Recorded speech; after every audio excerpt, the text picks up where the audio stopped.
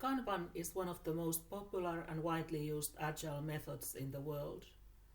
It can be used for a wide array of purposes, from managing the largest corporate development ideas to organizing personal work. Unlike Scrum, Kanban does not require to have certain roles, events, or artifacts. Instead, it is based on 3 practices. The first one is visualizing all the work. We are making both the process and the activities transparent. The second practice is limiting the work in progress. We are not trying to do everything at once. And instead of managing people, we manage the flow. Our aim is to shorten the lead time of the tasks as much as possible. So-called Kanban board is normally used for the first practice, work visualization. Kanban board has at least 3 columns. We have the tasks that we have not yet started, in other words, tasks that we must do. In addition, we have the tasks that are in progress and those that are ready or done.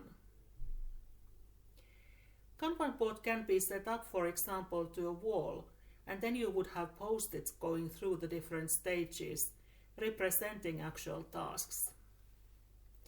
We are limiting the number of tasks we work on by so-called work in progress limits. For example, we can only have 1 task in progress at a time. In addition to practices, Kanban has principles. The first one is that we need to understand what we are doing and therefore make our process visible. We will visualize the current process. Then we will agree that we are trying to improve the process 1 part at a time. Again, we are not trying to improve the whole process at once. Instead, we will do it step by step. We also agree to respect the current roles and responsibilities during the change. We do not have a Scrum Master or a Product Owner, but we continue with the current roles that we have. Ideally, we lead the change by example throughout the entire organization at all levels. I, as well as the whole management team, must lead by example. Creating a culture of continuous learning is the responsibility of everyone. Those are the principles and practices, and we are ready to go. However, let's have a look at one practical example. I have now visualized the video production. So I have started by visualizing the current process, and I have created the column for each stage of the process. First, I have a next column for tasks that I have committed to.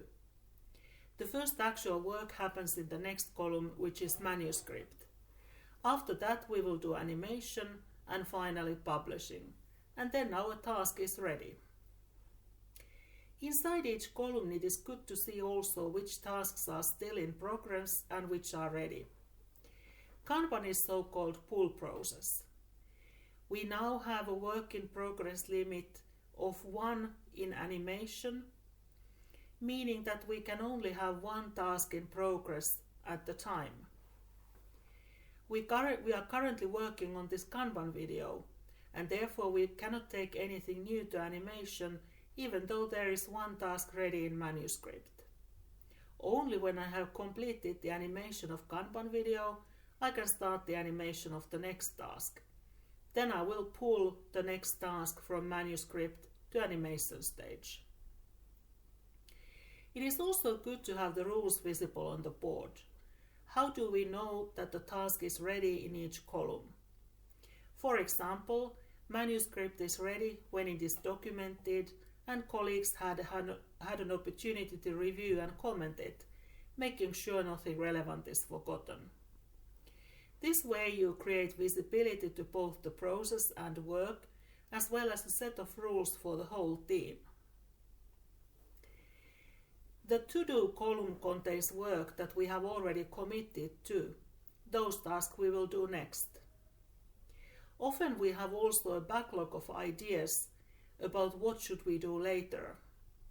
Backlog is a place where you can store and prioritize the ideas and refine them. Normally you move user stories or tasks on the Kanban board, or rather you move the cards. And the card must have certain information in it, at least when it was added to the board, so that we know how long it has been on the backlog. Of course, you need a description so that you know what needs to be done. And if we have an agreed deadline, it is good to also have that marked. In addition to the description and deadline, the card should have a priority. 1 star means that this is urgent, it should be done as soon as possible. But 2 stars means panic. This is something that will be done first. When a panic task comes to the board, everyone in the team starts to work on that one, and only after it has been done, we can continue with other tasks. We should also know who is working on the task at any time, so the card should have the name of the person handling it. Kanban board visualizes also in which order we should do the tasks. First, we of course tackle the panic tasks. Those are special as they can exceed the VIP limits. After that, we do the urgent tasks, then the ones with a certain deadline, and after that we pull tasks starting from the oldest ones. In other words, the ones that have been on the board the longest. Kanban is very clear and easy model to implement, but it takes time and practice to master it. You can also adopt some techniques from Scrum into Kanban. For example, backlog refinement is something that you definitely should borrow from Scrum. In other words, clarifying the items in the backlog. Also, daily meeting could be a good idea so that the whole team gathers around the Kanban board and checks what we should achieve today. And if you want to borrow more from Scrum, for example the roles, then we have a model called Scrumban, which is a mix between Kanban and Scrum.